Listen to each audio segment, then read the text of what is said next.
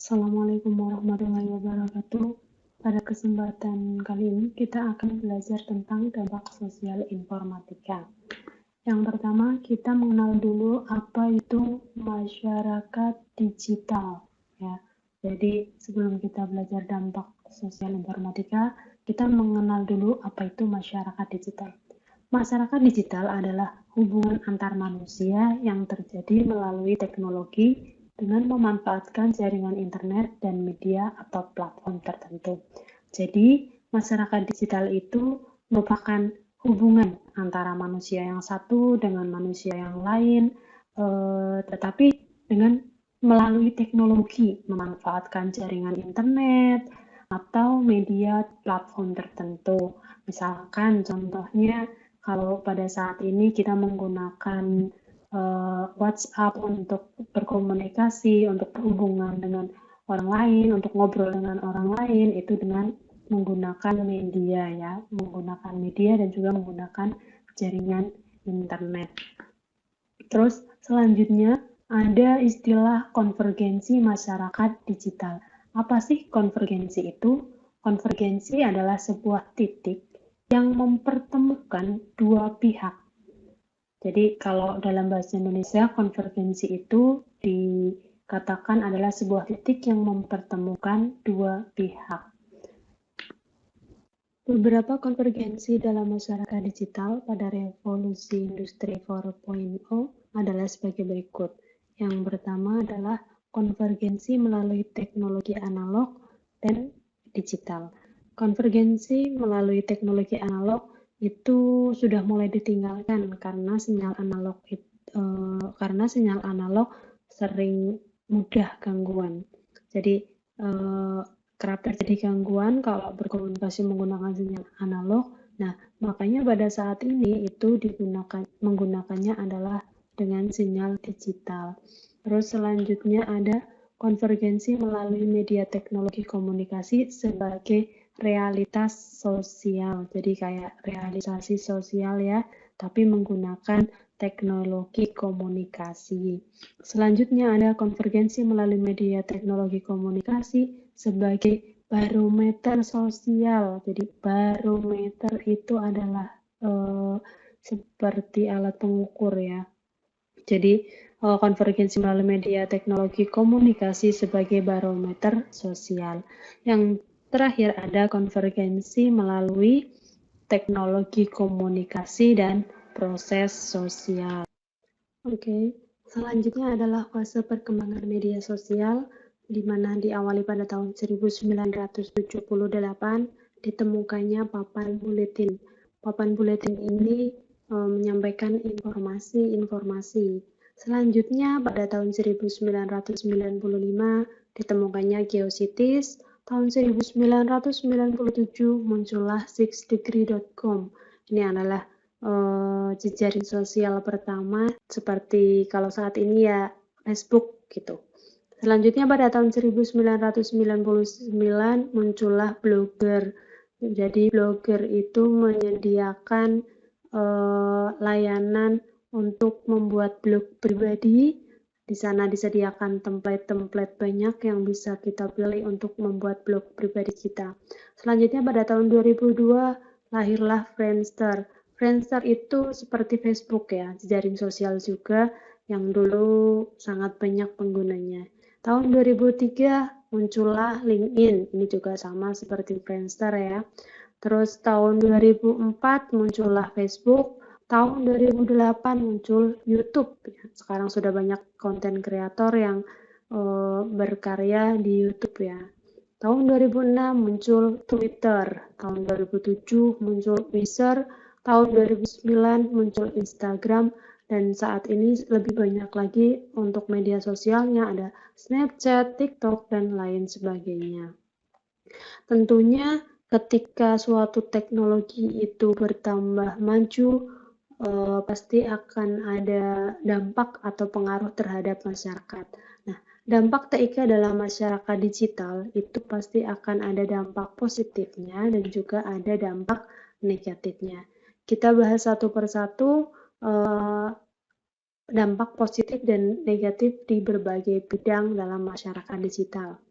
Yang pertama, dampak TIK dalam masyarakat digital pada bidang sosial dan budaya.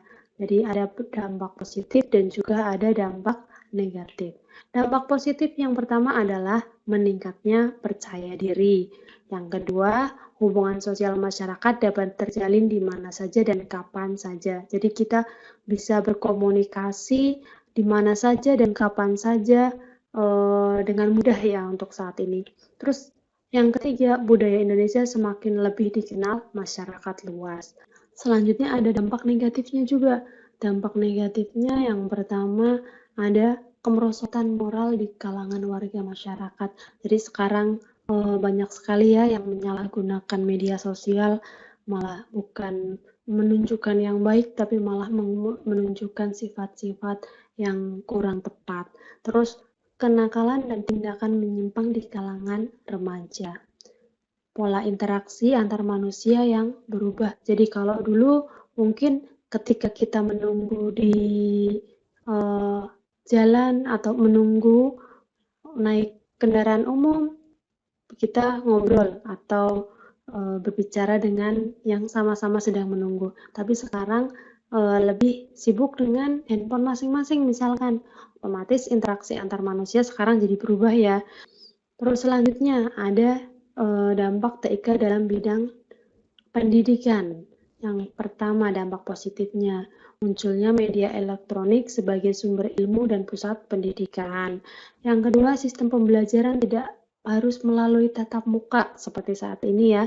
Jadi pada saat pandemi seperti ini, karena kita tidak bisa melakukan tatap muka, maka dengan adanya TIK, kita bisa tetap belajar ya, walaupun tidak dengan tatap muka. Terus dampak negatifnya, kerahasiaan alat tes semakin terancam. Yang kedua, penyalahgunaan pengetahuan bagi pelaku tindak kriminal. Selanjutnya, dampak dalam bidang informasi dan komunikasi. Dampak positifnya apa? Yang pertama, lebih cepat mendapatkan informasi-informasi terbaru dari internet. Yang kedua, dapat berkomunikasi dengan mudah walaupun jaraknya jauh. Yang ketiga, mendapatkan layanan bank dengan mudah. Sekarang bisa bayar walaupun misalkan kita beli apa-apa ya, beli barang, bisa tinggal transfer dari HP tanpa harus ke bank, tanpa harus mengantri. Sekarang jadi lebih mudah untuk mendapatkan layanan bank. Dampak negatifnya apa? Beredarnya hoax, banyak berita-berita yang tidak tepat beredar ya.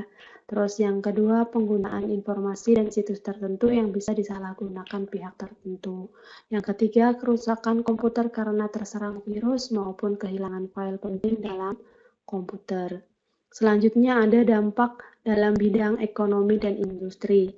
Yang dampak positifnya apa? Yang pertama, pertumbuhan ekonomi semakin tinggi. Terus yang kedua, meningkatkan kemampuan produktivitas dunia industri dari aspek teknologi maupun aspek produksi.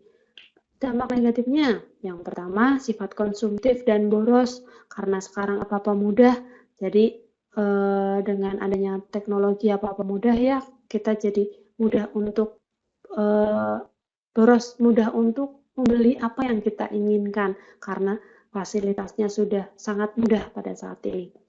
Yang kedua, terjadinya pengangguran bagi tenaga kerja yang tidak sesuai dengan kualifikasi yang dibutuhkan.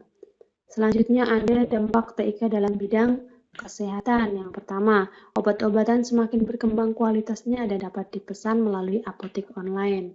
Yang kedua, berkembangnya keahlian dalam operasi plastik. Dan yang ketiga, ditemukannya alat pengolah sampah. Masih banyak lainnya juga ya. Terus dampak negatifnya apa? Kesehatan mata menurun akibat penggunaan gadget yang terlalu lama. Yang kedua, efek radiasi. Peralatan rongsen yang menimbulkan penyakit baru. Yang ketiga ada efek ketergantungan sehingga timbul tingkat kekebalan terhadap obat tertentu. Selanjutnya adalah bentuk-bentuk kejahatan yang timbul akibat teknologi internet. Ya, jadi ketika teknologi semakin maju, pasti akan memberikan dampak ya. Tadi ada dampak positif dan ada dampak negatif. Nah, salah satu teknologi yang sangat penting sekali saat ini ya dalam komunikasi, dalam belajar, dalam lain-lain adalah teknologi internet. Tapi dengan adanya teknologi internet itu ada juga kejahatan-kejahatan yang timbul ya. Ada apa saja bentuk kejahatan yang timbul akibat teknologi internet? Yang pertama adalah carding. Apa itu carding?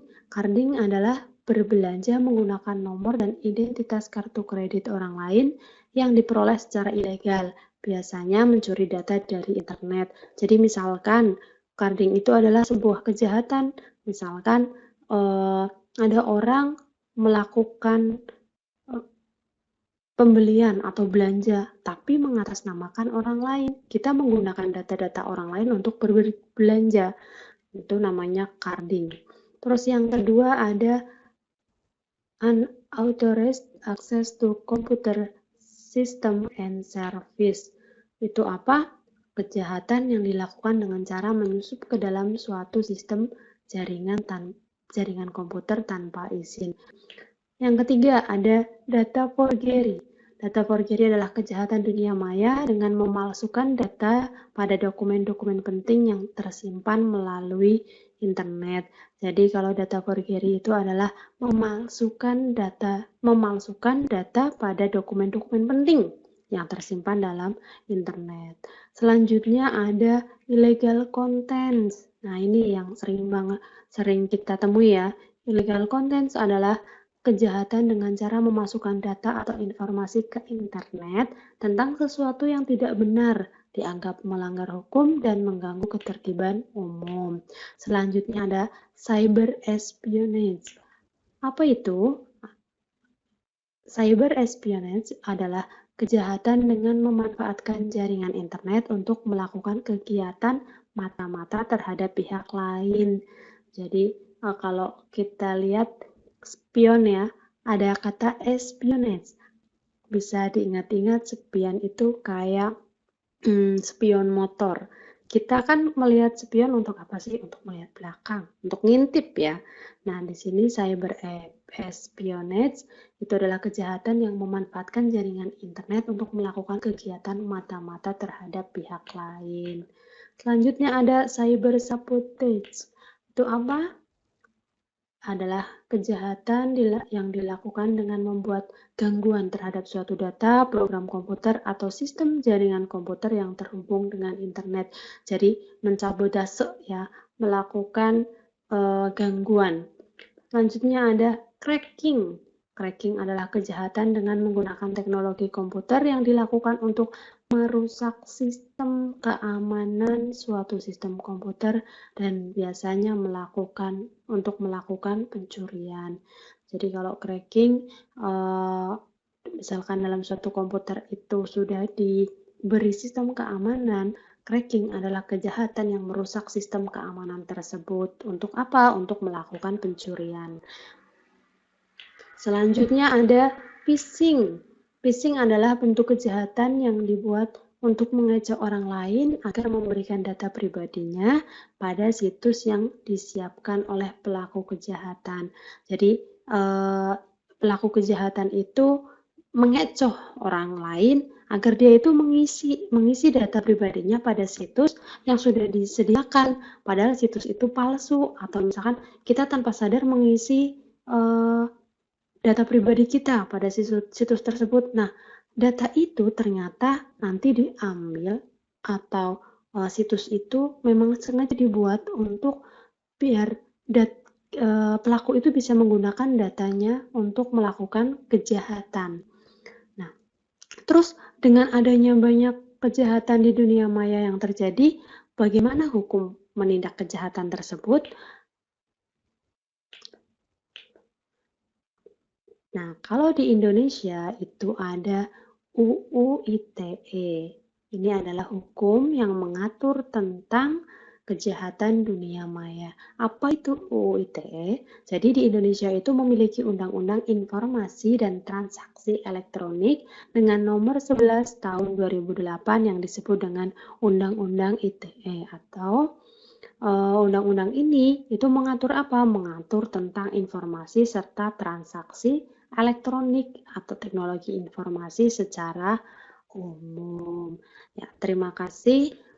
Sekian materi yang dapat disampaikan. Semoga dapat dipahami. Kurang lebihnya mohon maaf. Wassalamualaikum warahmatullahi wabarakatuh.